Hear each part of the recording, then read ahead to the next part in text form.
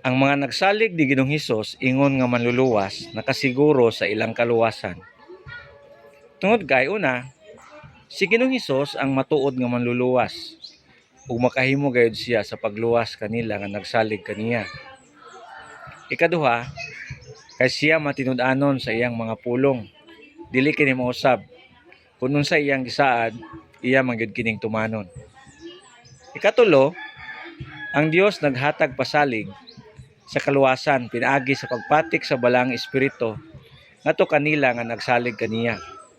Kung ang Dios mao ay nagpasalig, dili gayud kini mapakyas.